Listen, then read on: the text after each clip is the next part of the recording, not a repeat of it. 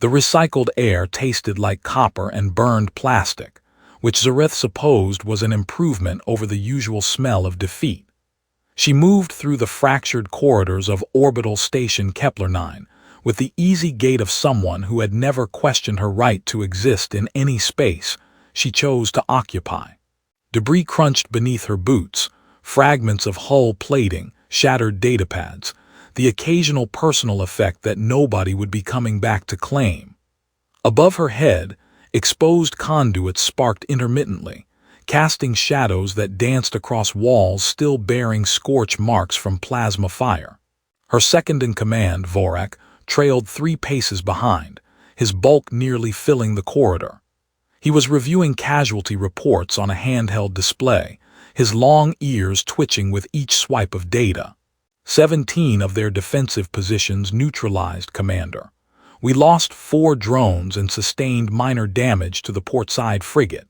The humans attempted to overload their reactor core in a last stand, but our tech specialists disarmed it with 7 minutes to spare. 7 minutes, Zyreth repeated, her voice carrying the flat effect her people cultivated in matters of combat. They're getting slower. The humans on the Arcturus colony gave us 12. Perhaps they're running out of engineers who know how to properly self-destruct, Vorak offered, and Zyreth caught the hint of amusement in his tone. Humor was inefficient, her instructors had taught her, but small doses were occasionally permitted between ranked officers. It supposedly built unit cohesion, though Zyreth privately suspected it was just another test of control. Could you laugh without forgetting what you were? They reached the converted hydroponics bay, now serving as a temporary holding facility. The interior still smelled faintly of growth medium and nutrient solution, though the plant beds had been ripped out to make room for containment cells fabricated from emergency bulkheads. Guard drones hovered near the ceiling, their optical sensors tracking every movement with the patient attention of things that never needed to sleep. The flagged prisoner is in cell 7, Vorak said, gesturing toward the far end of the bay. Intelligence tagged him during the initial processing. Former military, they think, though he carries no identification, and his biometrics don't match any database we've accessed. He was found in the station's command center, alone, unarmed, just sitting in the captain's chair like he was waiting for us. Zyreth's interest sharpened. Humans usually ran when her fleet arrived, or they fought, or they cowered in whatever corner seemed most likely to be overlooked. Waiting was new, injury assessment. Minor contusions, some malnutrition, dehydration.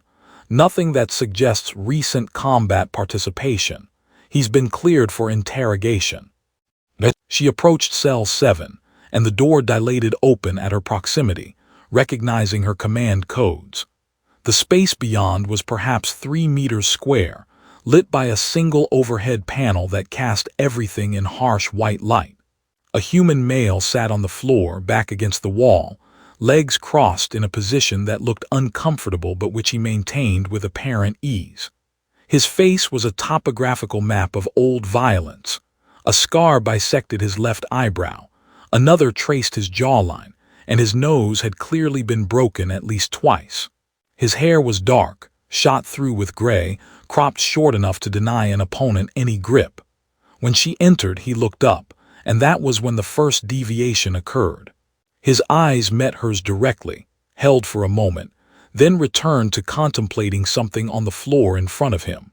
Not the frantic eye contact of someone trying to establish dominance, not the immediate aversion of the terrified. Just a glance, an assessment, a return to previous occupation.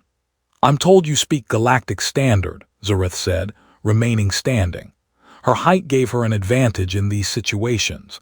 At 2¼ meters, she towered over most species, and her people's dense muscle structure meant she outweighed them considerably as well. "I do," the human replied. His voice was rough, like someone who'd spent time breathing bad air or screaming orders over weapons fire. "Though I'll warn you, my accent is terrible. I learned it from a Valorian trader who'd learned it from a drunk Zalfin poet, so there's at least 2 layers of miscommunication baked in." Vorek made a sound that might have been a suppressed laugh. Zyreth silenced him with a glance. "You were found in the command center," she continued. "Explain." The human shrugged, a gesture her people didn't share but which she'd learned to interpret as dismissal or uncertainty. "Best view on the station. Figured if I was going to wait, might as well wait somewhere with windows. You ever notice how most military installations are built like they're ashamed of being in space? All interior corridors and artificial lighting. The command center had actual viewports. I wanted to see the stars one more time before whatever came next." "Poetic for a mercenary." "Former mercenary," he corrected. "I retired. Turns out the universe had other plans." Zyreth moved closer, her boots echoing on the metal floor. She could see now that what he'd been looking at was a small arrangement of debris, bits of plastic, fragments of circuitry, a few crystalline shards, organized into a pattern she didn't immediately recognize. "What is that?"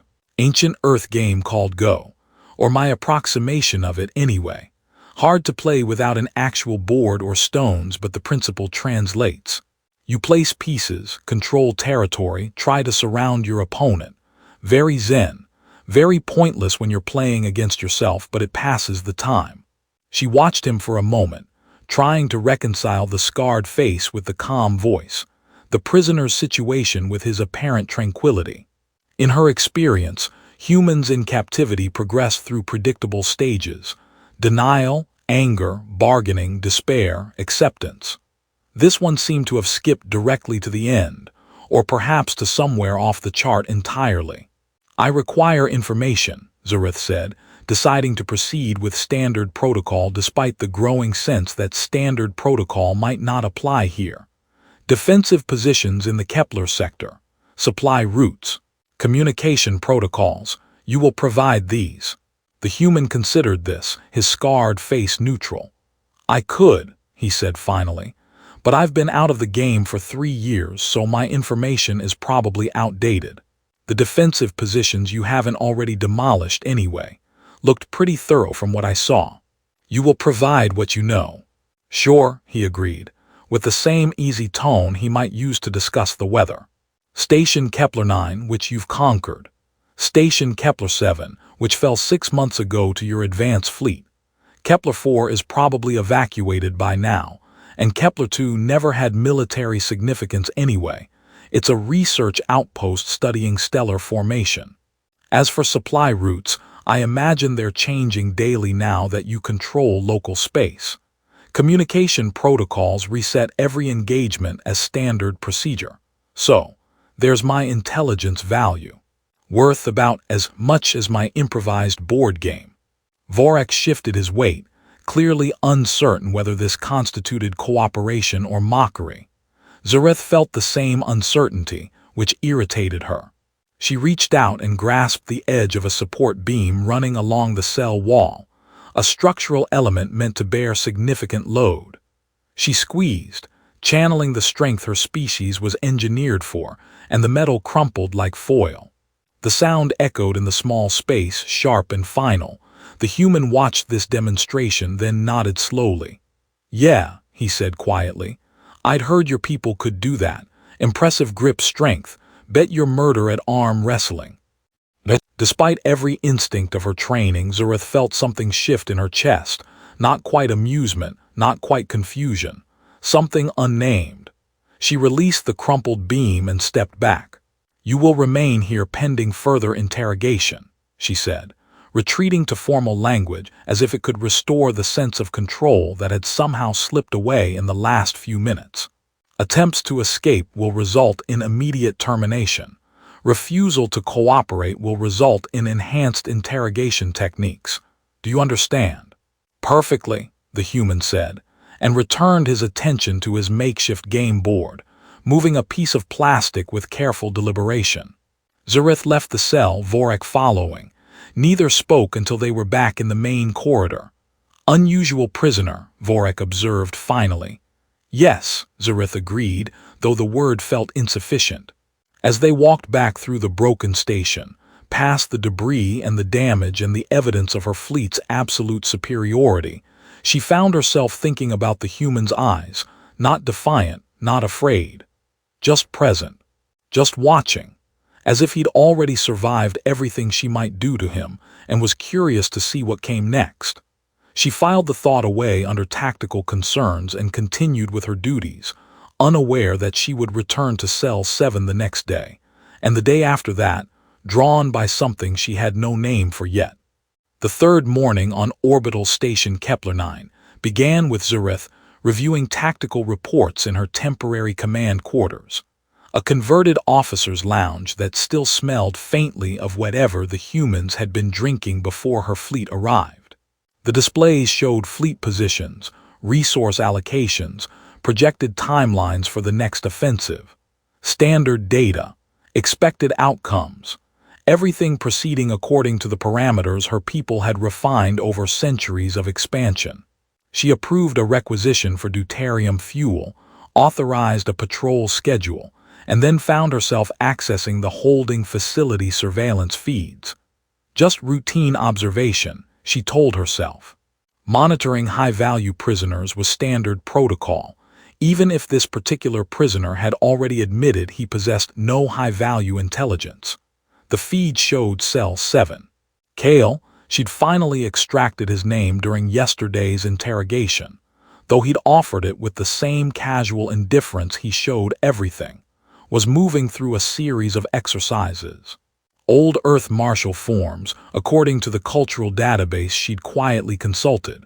His movements were economical, practiced, each strike and block, flowing into the next despite the confined space and his obvious fatigue. Vorak entered without announcement, carrying a data tablet. "Commander, the Intelligence Division has completed their assessment of the human prisoner. They recommend standard processing and transfer to Labor Facility Gamma 7. His skill set suggests he could be useful in hazardous salvage operations." Zyreth closed the surveillance feed. "I'll review their recommendation. They expected your decision 3 days ago. The transport leaves in 6 hours. Then they can expect it in 5 hours and 59 minutes, Zyreth said, and something in her tone made Vorak's ears flatten slightly against his skull. A subtle sign of submission her people rarely needed to employ with each other. After Vorak departed, Zyreth sat in silence for exactly 90 seconds, timing it by the chronometer built into her visual cortex. Then she stood and made her way back to the holding facility, telling herself this was merely one final interrogation to ensure nothing had been overlooked.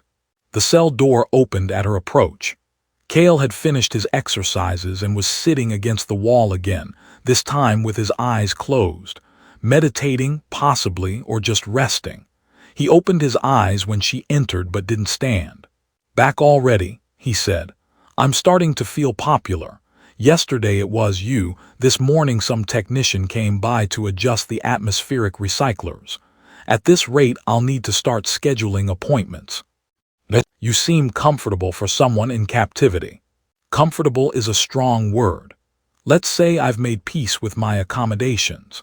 The lighting is terrible, and the walls are the exact shade of gray that makes you question your life choices, but I've stayed in worse places voluntarily. There was this station near the outer rim where the gravity fluctuated randomly because the generator was held together with optimism and electrical tape. Compared to that, this is practically luxury." Zyreth remained standing, maintaining the physical advantage. "I'm told you have skills in salvage operations. Among other things, I've done construction, demolition, ship repair, emergency welding in zero-G. You pick up a diverse resume when you spend enough time in places nobody else wants to go. You will be transferred to a labor facility." Kael nodded slowly. "Okay, when?" 6 hours. "Got it, thanks for the heads up. Most conquerors don't bother with the courtesy notification." She watched him for a moment, searching for any sign of the fear or desperation that should accompany such news.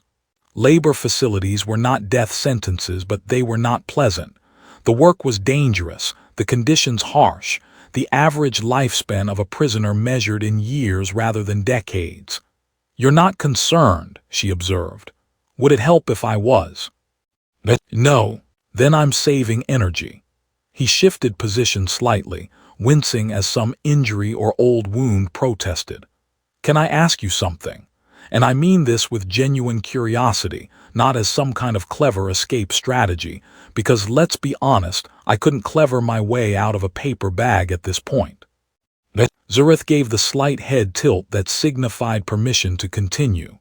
Your people have conquered half the known galaxy, right? You're stronger, faster, tougher than pretty much everyone else out there. You've got the ships, the weapons, the organizational structure. You're basically unstoppable. This is accurate. So here's my question, what's the end game? Like you conquer the galaxy, then what? Do you throw a party? Commission a really big statue? Take a long vacation? I'm genuinely asking because from where I'm sitting, it looks like you're running a very efficient machine with no off switch. The question landed in her mind like a stone in still water, sending ripples outward. She'd never considered it. The expansion was itself the purpose. Strength proved through action, through conquest, through the systematic demonstration of superiority. We ensure order, she said, and the words sounded hollow even to her ears. Weak species govern themselves poorly. They war amongst themselves, deplete their resources, create instability. We provide structure. Right, sure. Very altruistic, the whole benevolent conqueror thing. Except you just demolished this station, killed maybe 1,000 people, and you're shipping the survivors off to work in hazardous conditions. That doesn't sound like order. That sounds like regular old conquest with better marketing. You dare? I dare nothing, Commander. I'm a prisoner in a cell having a conversation. There's no daring involved when you've got nothing left to lose. I'm just pointing out that your stated purpose and your actual actions don't quite align, and I'm wondering if you've noticed. Zyreth felt anger building in her chest, the hot surge of it familiar and almost welcome after 3 days of strange, undefined feelings. She moved forward, closing the distance between them in 2 strides, and Kael finally showed a reaction, not fear but a quickening of his breathing, a tension in his shoulders. Preparation for pain. She stopped just short of him, her shadow falling across his face. You know nothing of my people, nothing of what we have built. You are a failed mercenary sitting in a cell, offering philosophy as if it were currency. You're absolutely right, Kael agreed. I'm nobody. I've failed at pretty much everything I've tried. Lost my unit, lost my purpose, lost 3 years wandering around trying to figure out what you do when the thing you're good at turns out to be terrible. So yeah, my credentials are garbage, but that doesn't make the question wrong. She could kill him now. One hand around his throat, a simple application of pressure. Her people's strength made it trivial. The anger wanted her to do it, wanted the relief of action, the familiar territory of dominance asserted. Instead, she stepped back. You will be transferred in 6 hours, she repeated, and left the cell before she could analyze why she hadn't done what every instinct screamed was appropriate. The rest of the day proceeded with mechanical efficiency. She authorized the transport, signed the transfer documents, reviewed the security protocols. At hour 5, she ordered the environmental controls in cell 7 adjusted. Temperature dropped to 4 degrees Celsius. Standard enhanced interrogation technique. Discomfort without permanent damage. She watched on the surveillance feed as Kael registered the temperature drop, saw him pull his thin prison uniform tighter and begin moving again. Not the martial forms this time, but simple exercises to generate body heat. After an hour, she ordered the temperature raised to 38 degrees. He adapted, removing the upper portion of his uniform, continuing to move but more slowly, conserving energy. At hour 3, she cut his water ration. At hour 2, she had the guard drone's Project Discordant sound into his cell, frequencies calculated to induce stress and prevent rest. Through it all, he endured. Not with stoic silence or dramatic resistance, but with the same matter-of-fact adaptation he'd shown everything else. When the sound grew too loud, he wrapped torn strips of fabric around his head to muffle it. When thirst became severe, he slowed his movements to reduce fluid loss. Vorak found her in the observation room, watching the feeds. "The transport is ready, Commander. The prisoner should be prepped for transfer." "Delay it, Commander." 24 hours. I want to verify he's suitable for the assignment. Enhanced screening. Vorak's expression suggested he knew this was irregular, but he was too well trained to question her directly. He simply acknowledged the order and departed. Zyreth remained in the observation room, watching Kael move through his transformed cell, with the patience of someone who'd learned that endurance was sometimes the only victory available. She thought about his question, the end game, the purpose, the machine with no off switch, and felt something crack in the foundation of certainties she'd built her life upon. She told herself it was just tactical curiosity, just one more test, just verification of a prisoner's psychological profile. She almost believed it. The summons from Vorak arrived during Zyreth's morning combat drills, interrupting a perfectly good session of demolishing practice targets with her bare hands.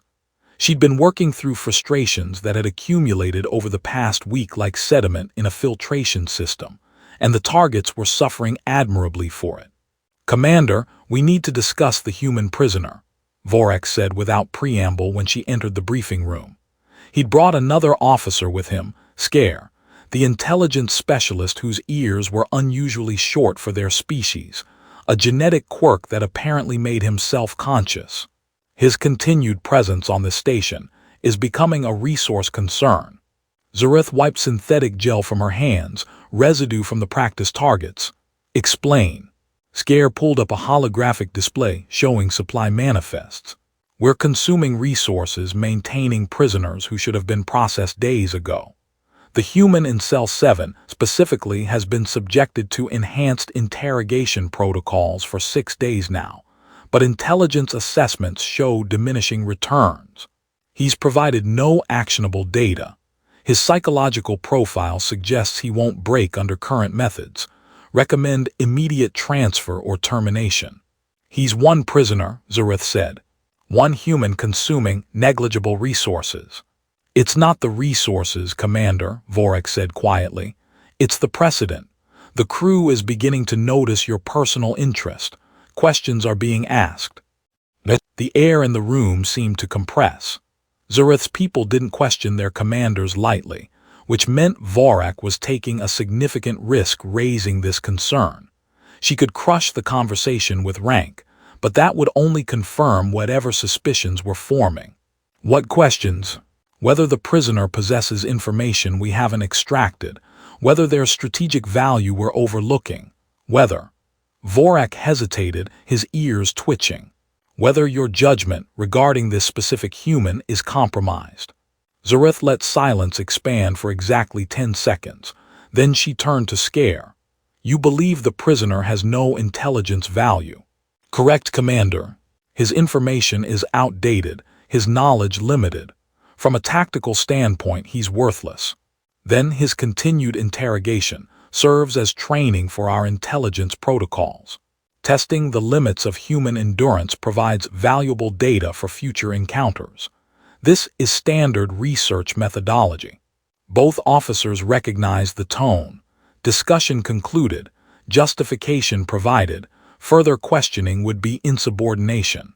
They acknowledged and departed, leaving Zyreth alone with the holographic displays and her own thoughts. She pulled up the personnel files she'd been reviewing in stolen moments over the past week. Her people's history, the philosophical foundations of their society. Strength through conquest, weakness eliminated, emotional bonds severed in childhood to prevent the formation of dependencies.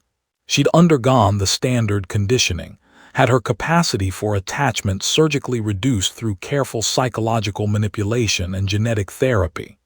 She'd excelled at it, rising through ranks because she embodied the ideal, pure purpose, undiluted by sentiment. So why was she standing here trying to justify keeping one worthless human prisoner alive? She made her way to the holding facility, ignoring the pointed looks from guards whose shifts she'd memorized. Cell 7's door opened, and she found Kael sitting in a different position than usual, leaning against the side wall instead of the back, his improvised game board abandoned in the corner. "You look terrible," she said. "You say the sweetest things," Kael replied, his voice hoarse from dehydration. The past week's environmental fluctuations had taken their toll. His face was gaunt, his movements slower. But his eyes were still clear, still watching her with that unsettling directness. "Let me guess, more creative torture today, maybe some strobe lighting, gravity fluctuations. Oh, I know, you could pipe in really bad music." There was this one station that played nothing but failed advertising jingles from the early expansion era. Truly haunting stuff. "You're being transferred tomorrow." "Right, you mentioned that a week ago. Then it became tomorrow again, and again. I'm starting to think you don't actually want to get rid of me, which is weird because I'm definitely not that charming." Zyreth entered the cell fully, letting the door seal behind her. Breaking protocol, but she'd been breaking protocol for days now. "I've been reviewing my people's historical records.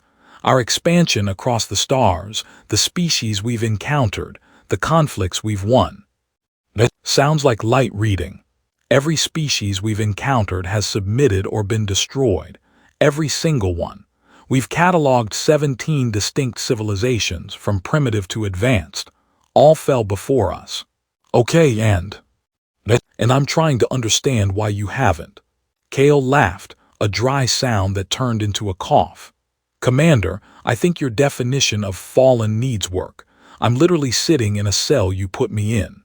I eat when you let me eat, sleep when the noise levels permit it, and I'm wearing what I'm pretty sure used to be a potato sack. If this isn't fallen, I'd hate to see what qualifies." "You haven't broken." "Oh, I'm definitely broken. Broke years ago, actually. Watched my entire unit get vaporized in a nav calculation error that put us directly in the path of a solar flare.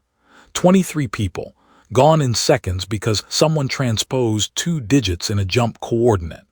I broke right there, and I've been walking around in pieces ever since. The thing is, Commander, breaking isn't the same as destroyed. You can break something and it still functions. Sometimes it functions differently, but it still functions." Zyreth sat down across from him, abandoning another protocol. "Eye level now, the physical advantage surrendered. My people have a saying, what cannot bend cannot break. We condition ourselves to be rigid, unchanging. To bend is to show weakness, and weakness is death. Your people sound exhausting." Despite everything, Zyreth felt that strange, almost amusement again. "You said I was running a machine with no off switch. I've been thinking about that. Dangerous habit thinking. It'll get you in trouble. I accessed the philosophical foundations of our expansion doctrine, the original texts before they were simplified for training protocols. Do you know what I found?" "Surprisingly good poetry." "Fear," Zyreth said, and the word felt like something corrosive leaving her mouth. "The original architects of our society were terrified. Their home world was dying, resources depleting, their sun entering an unstable phase. They engineered themselves for strength, not from confidence, but from desperation.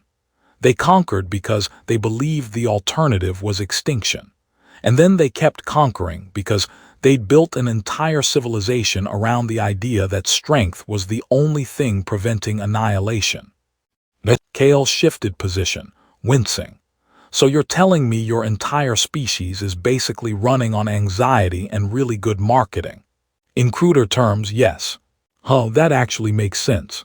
I mean, it doesn't make the conquest okay, but at least it's got logical roots. Better than we're just naturally assholes, which was my working theory.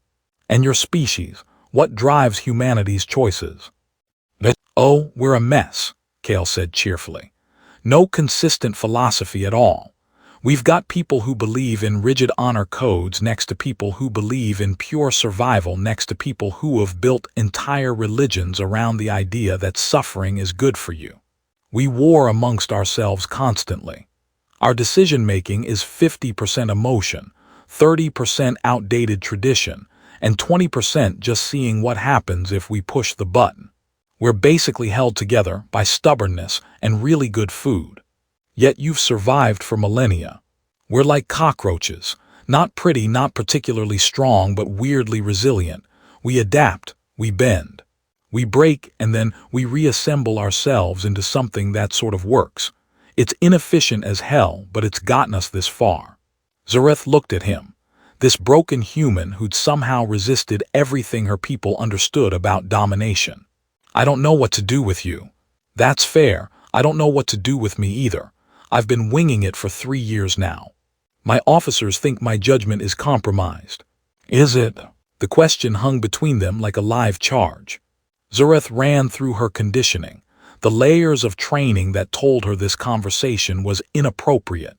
That sentiment was weakness, that this human should mean nothing to her beyond his tactical value. I think, she said slowly, that everything I was taught about strength might be incomplete. Well, that's a start. Might want to workshop it before you present it to your superiors, though. Hey, everyone, turns out we've been doing it wrong for a few thousand years. That's gonna be a tough sell. You make light of everything. It's either laugh or scream, and screaming uses more energy. Zyreth stood, and Kael tracked her movement with those steady eyes.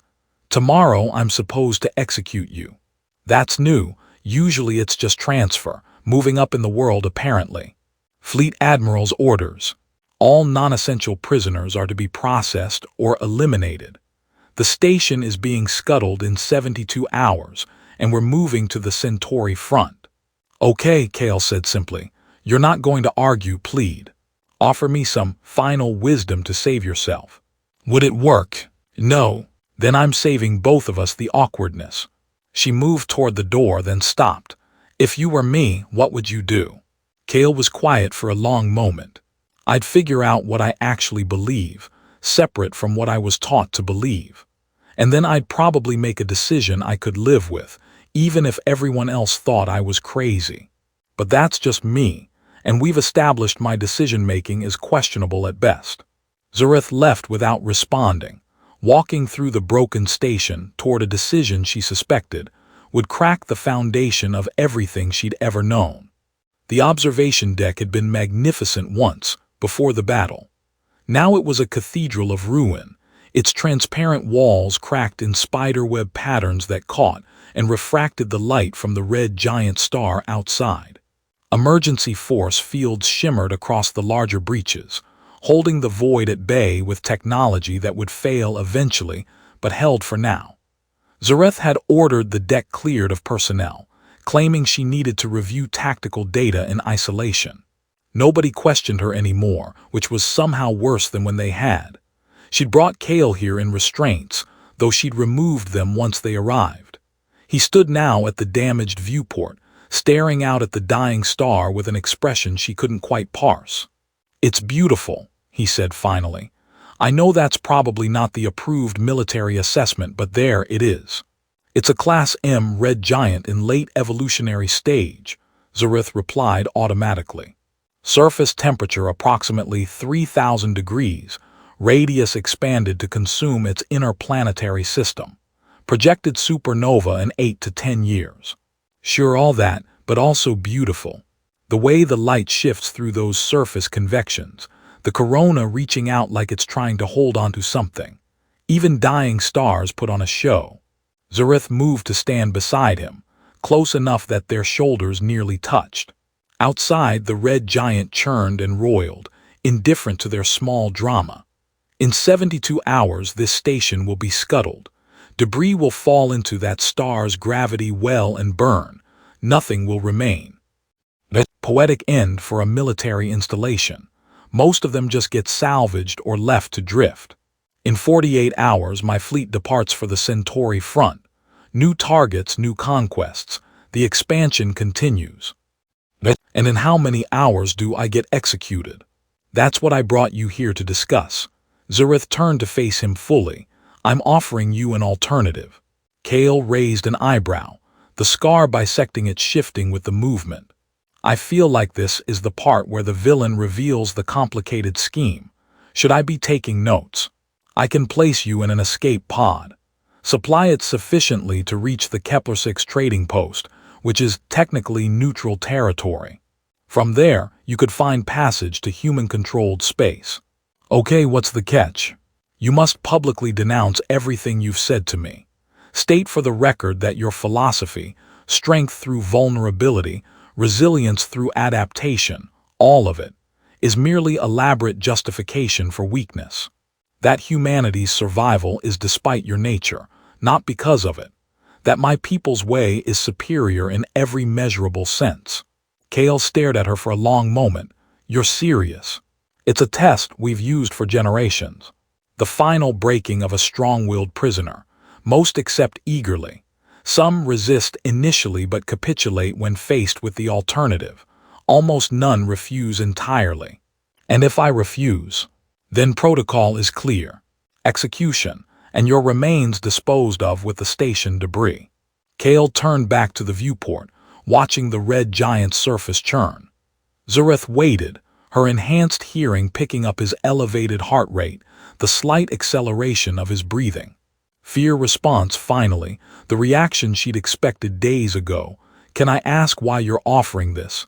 He said eventually. I want to understand something. What? Whether you mean anything you've said, or whether it's all just survival strategy. Clever words from a clever prisoner trying to manipulate his captor. And if I refuse and you kill me, that proves I meant it. Yes, Commander, that's possibly the dumbest test I've ever heard of. If I accept and live, I'm a liar and a coward. If I refuse and die, I'm sincere but also dead, which means I can't actually use that sincerity for anything. The only winning move is to have never been captured in the first place, and I think we're past that option. Despite the gravity of the moment, Zyreth felt that flutter of almost amusement. Life is not required to offer fair choices. No, but it could at least offer interesting ones. This is just lose-lose with extra steps. They stood in silence, watching the star. A solar prominence erupted from its surface, plasma arcing outward in a graceful curve before falling back into the roiling mass. Beautiful and destructive, order and chaos contained in the same system. I broke a lot of protocols keeping you alive this long, Zyreth said quietly. My officers question my judgment. My crew watches me for signs of compromise. Every day I don't execute you or transfer you is another crack in my authority. So execute me and be done with it. Why the elaborate test? Because I need to know. The words emerged with more force than she intended. I need to know if what you represent is real, or if I've been letting my conditioning slip for a comfortable fiction. Kael laughed, sharp and bitter. You want me to die to validate your existential crisis. That's spectacular. I mean, really, that's some advanced narcissism right there. You're being offered your life in exchange for words. Most would consider that generous. Most haven't spent the last week and a half talking to you about the foundations of civilization and the nature of strength. If I take this deal, everything we discussed becomes meaningless. It's all just noise I was making to survive. Perhaps that's all it ever was. Maybe, or maybe you're hoping I'll refuse so you don't have to keep questioning everything you were taught. If I'm dead, you can go back to your fleet and your conquests and tell yourself the human was an aberration, not a pattern. The observation deck's damaged systems flickered, lights dimming for a moment before stabilizing. Somewhere in the station's dying infrastructure, another system was failing. Time running out in ways both literal and metaphorical. My people engineered ourselves to be perfect conquerors, Zyreth said.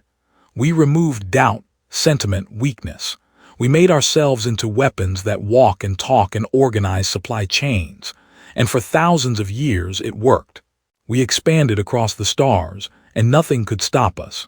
But I've spent 10 days watching you endure everything we threw at you.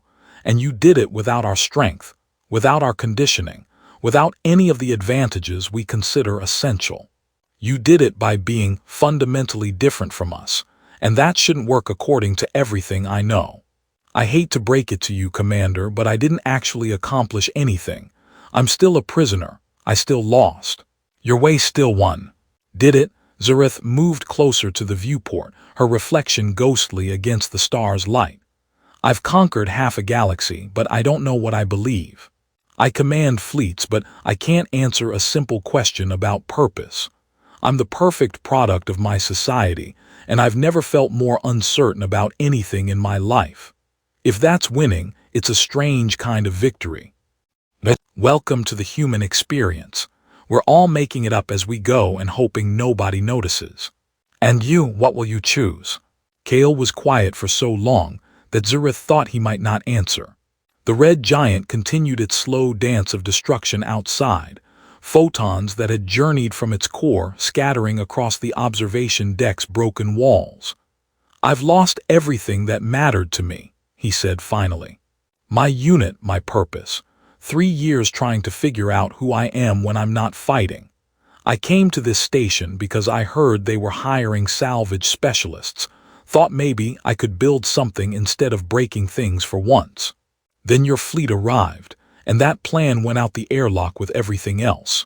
You're avoiding the question. I'm getting to it, patience. He turned to face her, and his scarred face was serious now, the humor stripped away.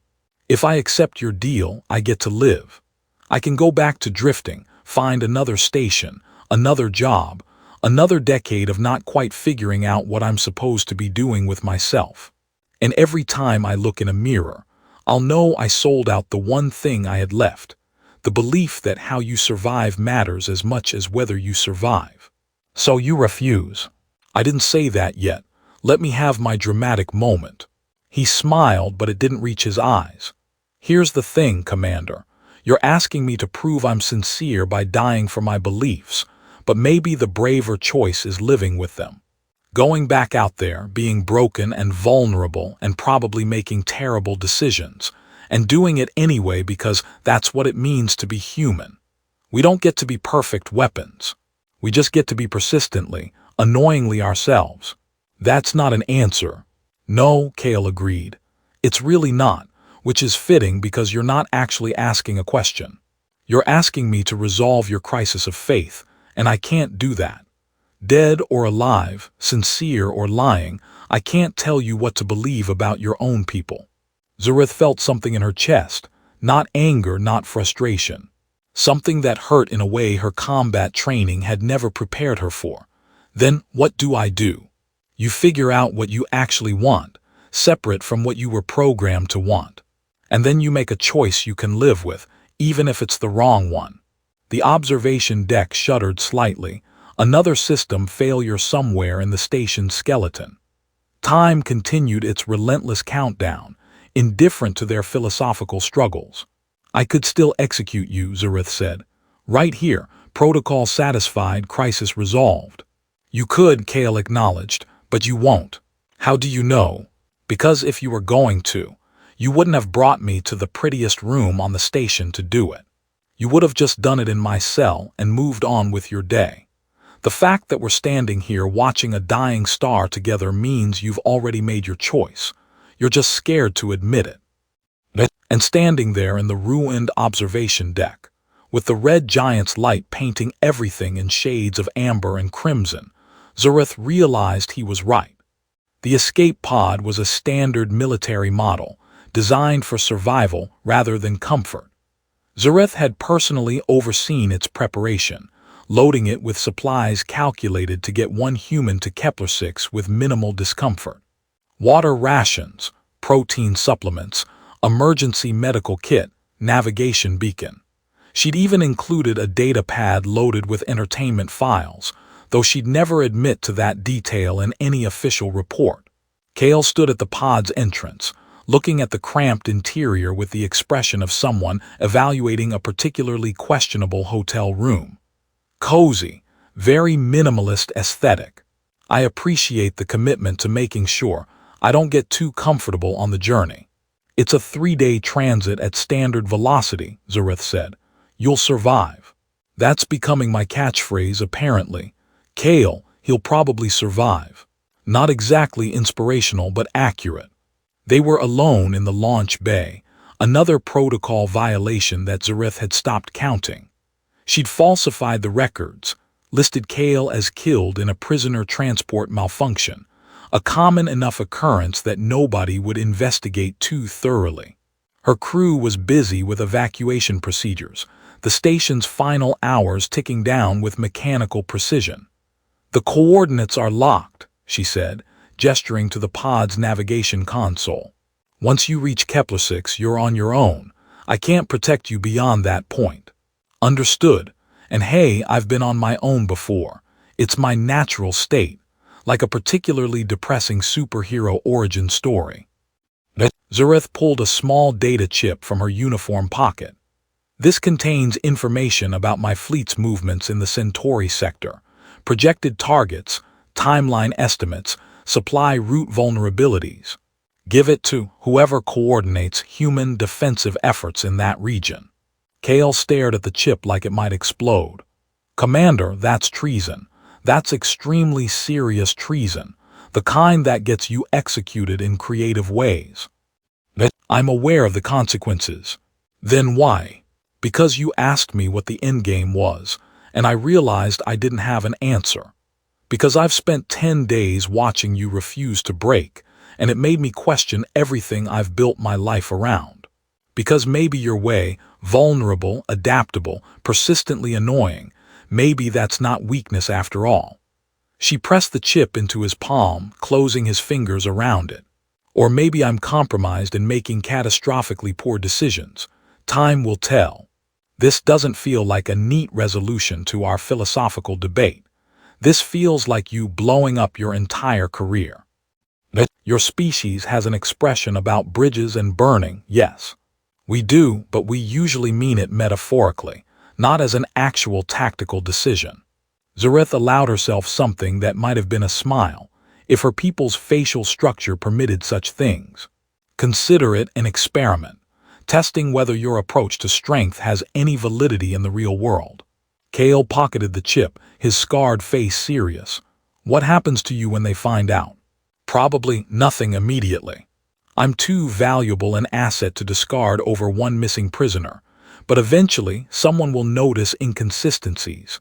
My decision-making will be questioned more thoroughly. I'll be watched, evaluated, possibly reassigned." She paused. "Or I'll continue as normal, and the question of whether I did the right thing will follow me through every subsequent conquest, every decision, every moment I'm supposed to embody the ideals of my people without doubt." "That sounds exhausting." "It does, doesn't it?"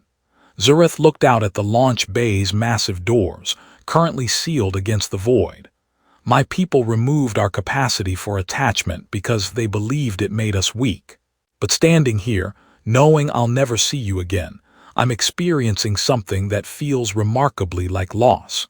And I'm not sure whether that proves their point or mine. For what it's worth, I think doubt is underrated. It means you're paying attention. Your philosophy is deeply inconvenient." "Yeah, well, humans excel at being inconvenient. It's basically our brand." The station's intercom crackled to life, Vorek's voice announcing 30 minutes until final evacuation. The red giant outside the bay windows continued its patient work of dying, indifferent to their small drama. "I should go," Kael said, not moving. "You should," Zyreth agreed, not stepping back. They stood there for a moment that stretched longer than tactical efficiency would recommend. Then Kael did something unexpected. He reached out and placed his hand briefly over his heart, a gesture Zyreth recognized from her people's ancient history. A sign of respect between equals, long since abandoned as weakness. The fact that this human knew it, had somehow researched it or intuited it, made something tighten in her chest. She returned the gesture, her hand over her own heart, and saw something in his eyes that might have been understanding, or might have been goodbye, or might have been both. "Try not to conquer anyone I like," Kael said, climbing into the pod. "Try not to get yourself killed immediately upon reaching civilization. No promises. My decision-making is famously questionable." The pod door sealed with a hiss of pressurization. Zyreth moved to the control panel and initiated the launch sequence, watching through the reinforced window as the pod systems activated, running through final checks. Green lights cascaded across the status board, everything nominal. Everything ready. She pressed the launch button.